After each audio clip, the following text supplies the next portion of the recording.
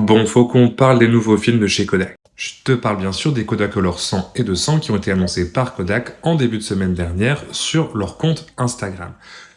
Tout le monde, tous les revendeurs sont là. Waouh, c'est un nouveau film, c'est un nouveau film, c'est génial.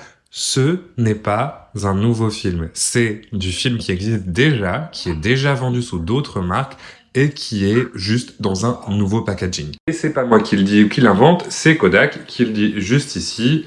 This film has sub-brands of existing Kodak films and has the same high quality you've come to expect from Kodak. C'est-à-dire, ces films sont des films qui existent déjà, qui sont déjà existants sous d'autres marques et qu'on vend juste. La seule différence, c'est que ces films, ils sont vendus directement par Kodak aux distributeurs, sans passer par leur distributeur habituel qui est Kodak Alaris, et qui distribue tous les autres films, puisque l'histoire de Kodak, c'est hyper compliqué. En gros, t'as Kodak Eastman qui fabrique et Kodak Alaris qui distribue.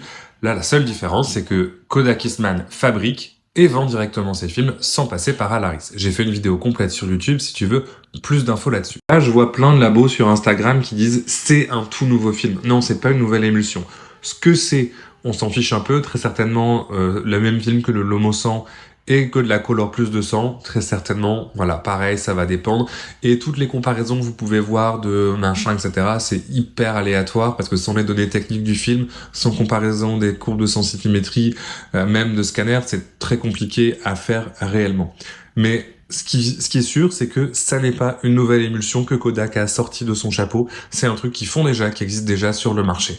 Donc, moi, ça m'énerve parce que on se bat suffisamment contre les rebrands et les repackaging un peu obscurs dans le monde de l'argentique pour une fois qu'on a Kodak qui nous dit « Ok, on sort un film, mais je vous préviens, c'est pas un nouveau film, c'est juste un repackaging en gros pour des histoires de marques, de distributeurs, de sauces internes de business de Kodak. » On devrait dire « Ok, c'est cool » et arrêter de juste marketer le truc comme un nouveau film dans tous les labos américains là qui reçoivent le film et qui disent « Nouvelle émulsion, nouvelle émulsion, nouvelle émulsion ». Non, c'est pas une nouvelle émulsion, c'est un film qui existe déjà.